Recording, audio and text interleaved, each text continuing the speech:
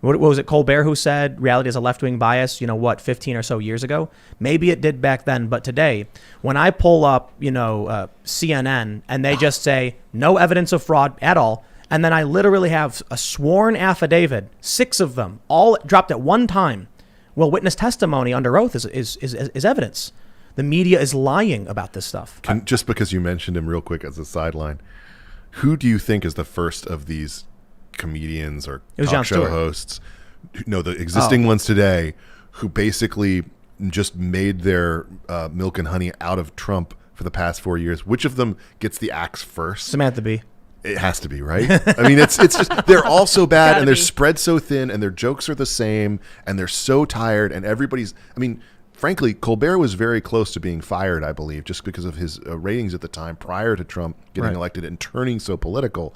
And, I've loved Colbert during his career. I've met him and he's been very kind to me and that kind of thing. But at the same time, it's like you became so one note and so partisan and so politicized, you stopped making jokes. And to me, I look at that whole situation and it's like, can we maybe get some good comedy back in here? You had Ryan Long in here the other day. Yes. He's hilarious. Who I've interviewed before too. He's absolutely hilarious. Did you see that Instagram just pulled his video down? Whoa, really? Which one? 3 days ago. Which video? It was pulled down, but it's on YouTube.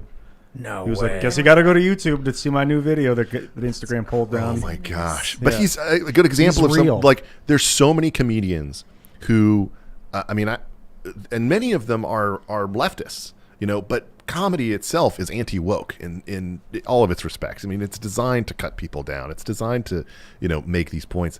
And to me, looking at this landscape of hackery, we deserve a show that actually makes us laugh at the end of the day. I think firstly because comedians are smart and that these people have given up. I think a lot of people on the left that are crazy, and you were like, have they given up? It's like they got to a puzzle. It's like, okay, you get to a puzzle and it's so complex, you can't figure it out. And you're just like, I don't know. And then you choose bash as your option and you just smash it to get through. And that's what they're doing. They're going woke and they're just bashing because it's the military industrial complex, the pharmaceutical industry, all these industries, the media, the manipulation, they're hearing different things is so confusing to these people that they're just giving up. And then they're just choosing go woke. Let's just go. So Ryan Long's video was white women say go back to hating white men. Okay, so it was doing really well. I had just saved that on my YouTube before I came over here today to remind myself to watch it.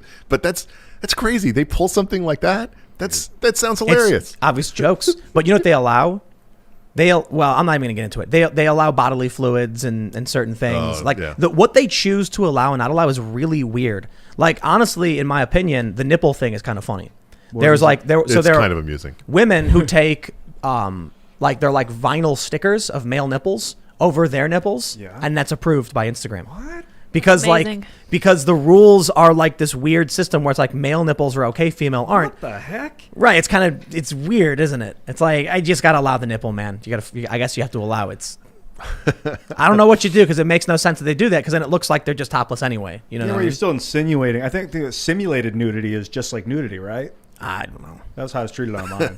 I think the rules are all really weird. Yes, but again, stupid rules. We're surrounded by stupid rules, and sometimes they have the force of government behind them. But we're increasingly surrounded by stupid rules from places that really ought to be more in the business of just like, we're a place where you can charge for your newsletter. All right. So this is funny, right? It's always been the liberals that were like the corporations, and we got to tax the companies and stop them, and the government is good. Then for a long time, it was always the conservatives saying, no, the free market is okay, the corporations are not evil, and the government, I'm speaking generally, of course. Yeah.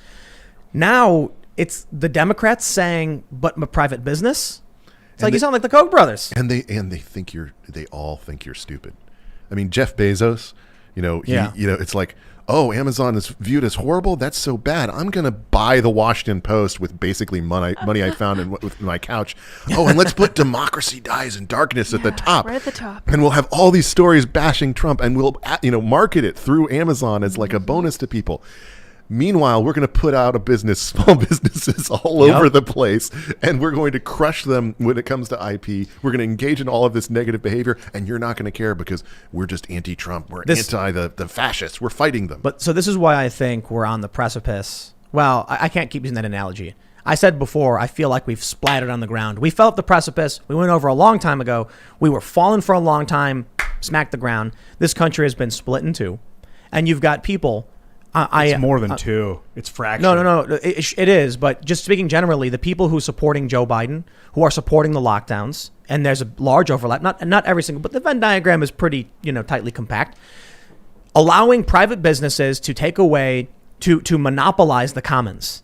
That is the most anti-leftist thing I've ever heard, but the left supports it. Yeah. Not all leftists, but for the most part, they deny the censorship is even happening. They say things like it's a private business, they can do what they want.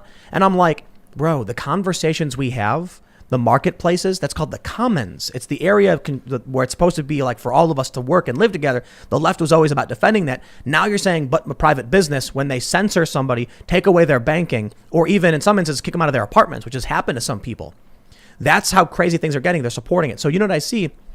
Stupid and complicit people, the priests of the cathedral who know what they're doing and manipulate these people.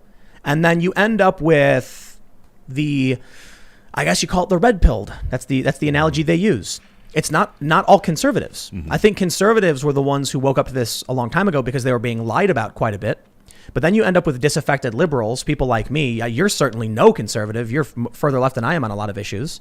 And you would be considered right-wing for a lot of things. That's insanity? It is. Look at you. You're a hippie dude, okay. Skateboard shirt with long hair, and they'll call you right-wing. Dude, but this is what's, right and left are gone. They don't mean anything. Of course. They're vague. But think about what's happening now. What is someone to do when you are watching Amazon eviscerate the working class, laughing while they do it? Democracy dies in darkness as he spits in your face, and they advocate and fund politicians who say it's against the science, but we're going to destroy your life, your small business, your family. We're going to tell you to wear a mask in your own home between bites, but we're going to go out and party like Gavin Newsom. What's a regular person going to do when they see that over and over again? And they know because they're listening, they're paying attention. People are going to explode, man. I was on Fox News earlier today in the noon hour, and they were talking about Neera Tandon, the appointee or the expected appointee to head the OMB, Office of Management and Budget, underneath Joe Biden.